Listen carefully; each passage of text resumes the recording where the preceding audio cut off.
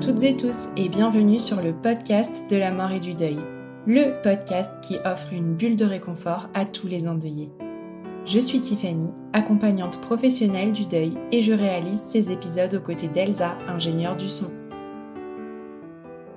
Avant de commencer, je vous rappelle que vous pouvez laisser 5 étoiles au podcast sur votre plateforme d'écoute préférée pour lui permettre de gagner en visibilité. Plus vous serez nombreux à l'écouter et plus les sensibilités évolueront.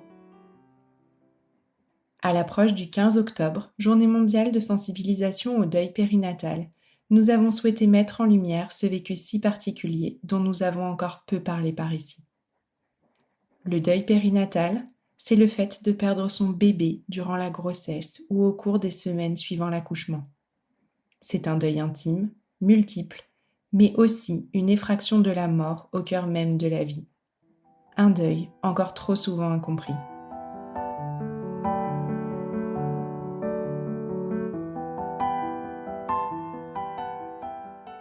Bonjour, je m'appelle Marie, j'ai 39 ans et je suis mariée et la maman de 2 petits garçons, Léon et Émile, et de 2 chats, Kafka et Naiko.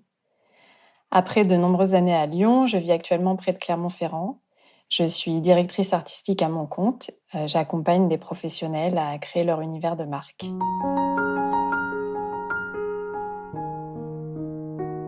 J'ai perdu mon premier fils, Léon, alors que j'étais enceinte de 20 semaines d'aménorrhée en mars 2018.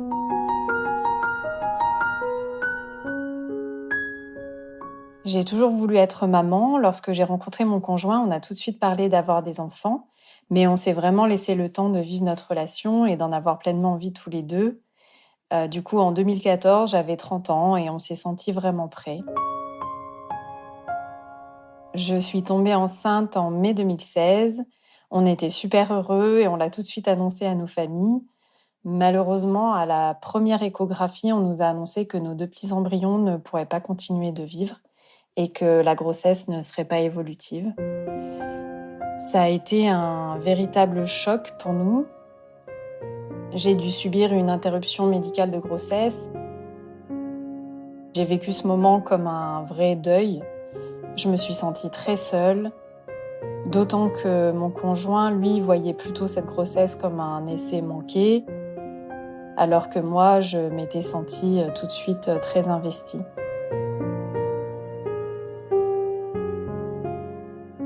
Je suis retombée enceinte en novembre 2017. On était encore super heureux. Cette fois, on a attendu quelques mois avant de l'annoncer officiellement. On était tous les deux tout de suite très impliqués dans la grossesse et on a très vite su qu'on attendait un petit gars. J'ai juste dû m'arrêter 1 mois à cause d'un saignement, mais sinon tout se passait très très bien et notre petit bonhomme grandissait super bien. Autour de 15 semaines d'aménorrhée, j'ai commencé à le sentir bouger, des petits coups dans la journée, c'était génial. Je lui parlais tout le temps, je lui faisais écouter de la musique. Je nous avais inscrit à une préparation à l'accouchement en aptonomie, car j'avais lu que c'était un super moyen pour le papa de se connecter avec l'enfant et de tisser des liens à 3. On a fait notre première séance à 20 semaines d'aménorrhée et il l'a senti venir rouler sous sa main. C'était un moment vraiment magique, quoi.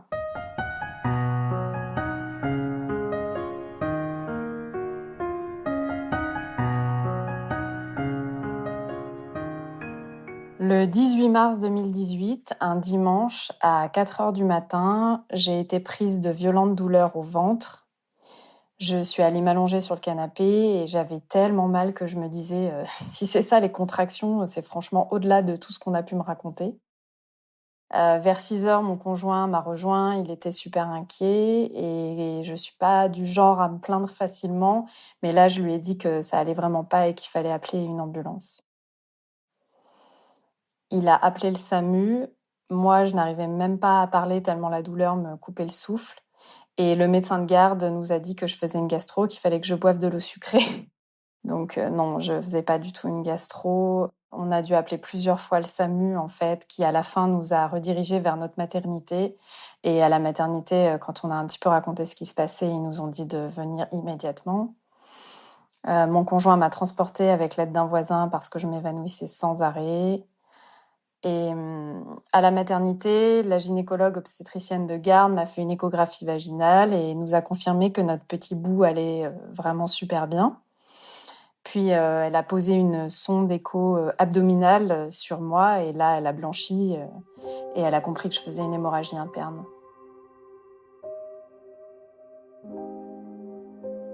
Je suis partie faire un scanner en priant pour que n'importe lequel de mes organes ait pété sauf mon utérus. Et en sortant du scanner, le chirurgien qui avait été appelé en urgence m'a expliqué que mon utérus s'était rompu de 4 à 5 cm, qu'il avait eu un autre chirurgien spécialisé in utero au téléphone et que malheureusement à ce stade on ne pourrait rien faire pour sauver mon enfant. Mais qu'en plus là il s'agissait vraiment de me sauver moi, puisque j'étais en urgence vitale.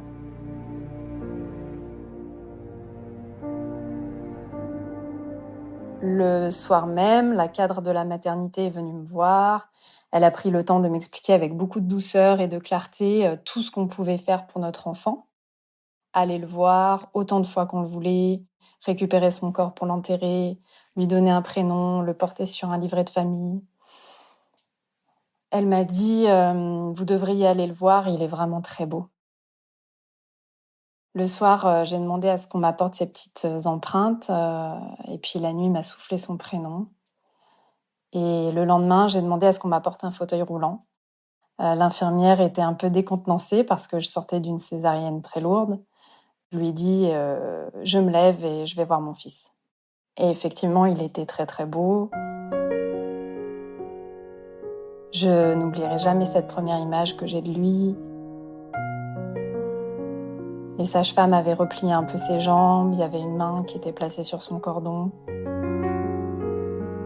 On l'a ensuite revu plusieurs fois, on l'a pris dans nos bras.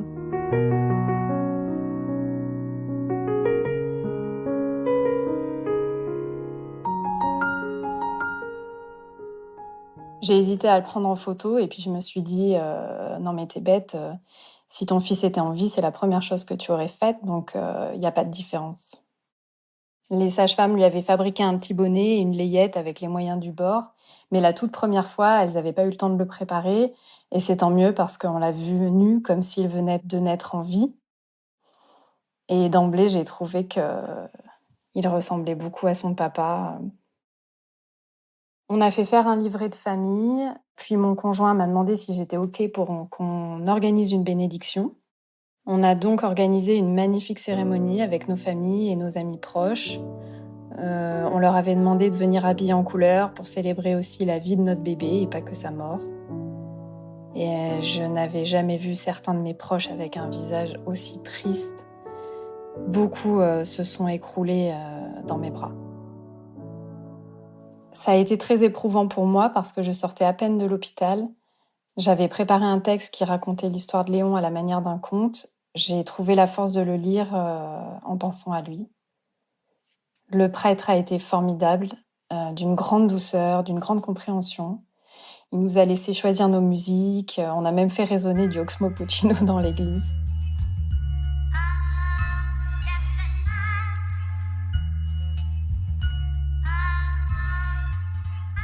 On a ensuite procédé à une incinération. Mon conjoint et moi, on est allés au funérarium tout seul. Là, on a fait jouer une playlist avec les chansons qu'on voulait absolument faire écouter à Léon.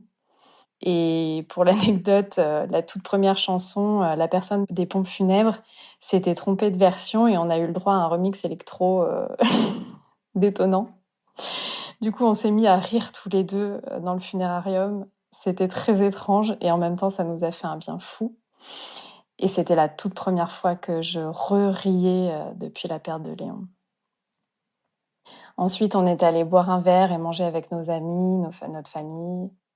On leur a demandé à ce que ça soit un moment de partage vraiment joyeux et encore une fois une célébration de la courte vie de Léon et pas que de sa mort.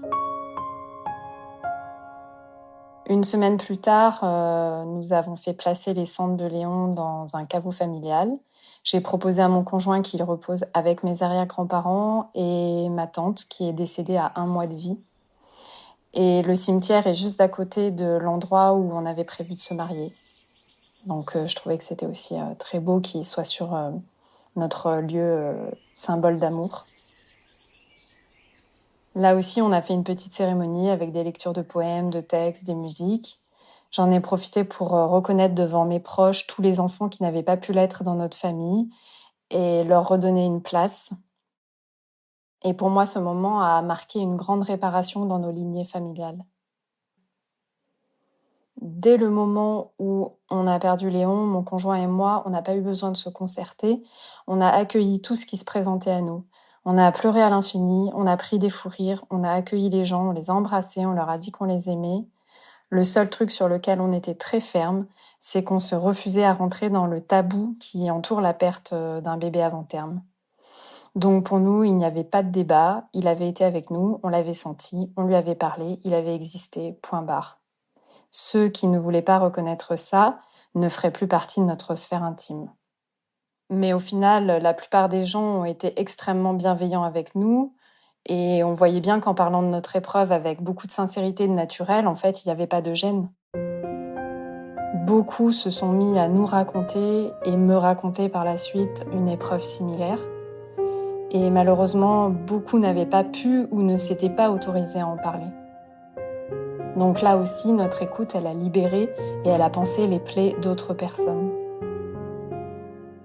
Alors j'ai appris bien plus tard que mon utérus avait rompu à cause d'un placenta accreta, donc c'est une malformation rare du placenta qui fait qu'il pénètre dans l'utérus. Et dans mon cas, il s'était probablement logé sur une fragilité existante, celle de ma première grossesse qui avait été interrompue médicalement. Mais ça restera toujours une hypothèse et je suis devenue le cas sur des millions.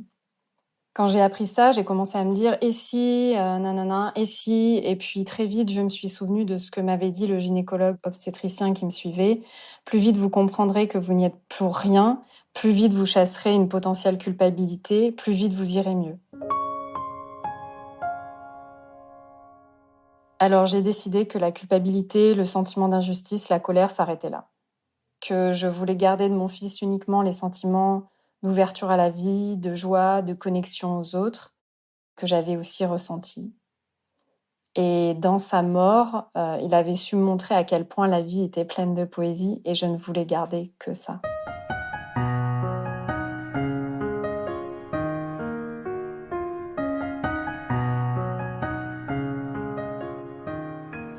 On a donc pris une année pour accueillir Léon.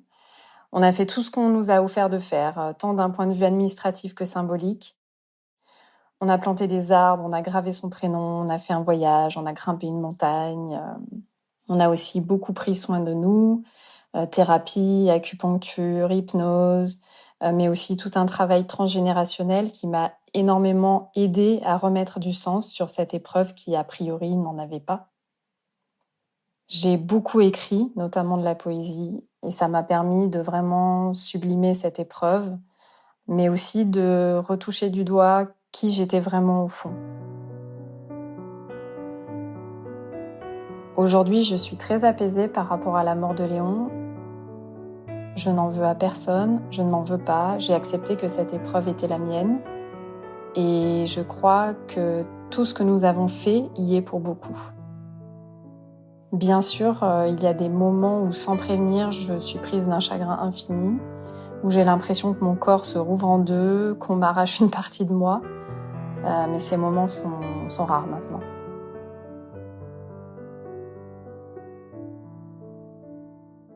Un an plus tard, après un gros bilan médical et l'aval d'un professeur chef de service, on a réessayé d'avoir un enfant.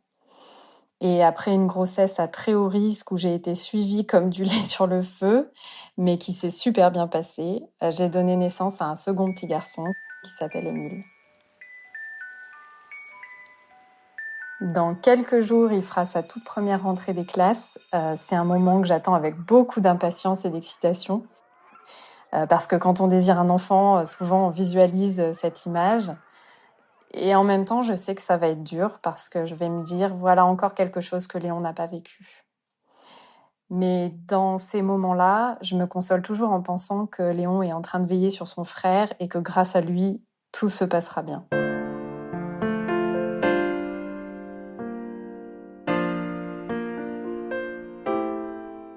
Pour Pour terminer, j'aimerais m'adresser aux parents qui viennent de perdre un bébé.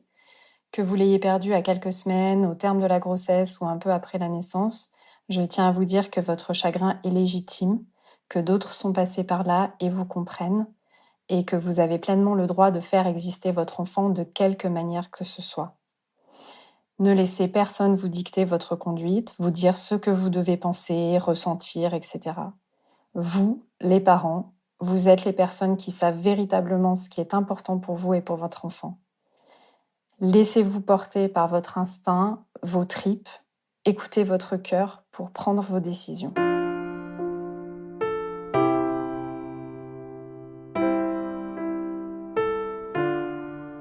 Et aux proches de ces parents endeuillés, j'aimerais vraiment dire que oui, certes, le temps joue un rôle clé pour apaiser la souffrance, mais qu'il faut bien comprendre que ce deuil est un processus qui ne s'arrête jamais.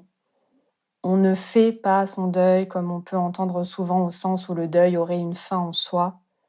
Et c'est particulièrement vrai, je trouve, lorsque la personne que l'on perd est un bébé et qu'il représente un avenir que l'on ne vivra jamais.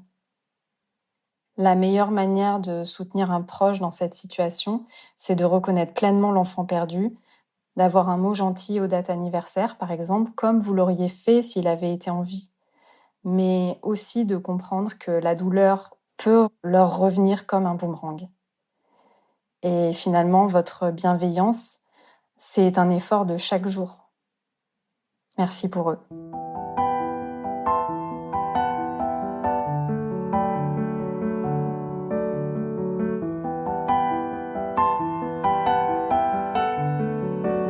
Si cet épisode vous a plu, n'oubliez pas de le dire en laissant 5 étoiles sur votre plateforme d'écoute préférée et un commentaire sur Apple Podcasts.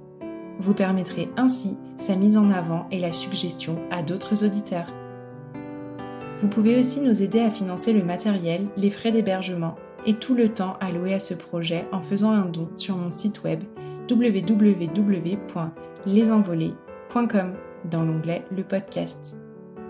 Cet épisode a été monté, mixé et arrangé par Elsa Doll. Un grand merci à tous pour votre fidélité. Je vous donne rendez-vous la semaine prochaine pour un nouvel épisode.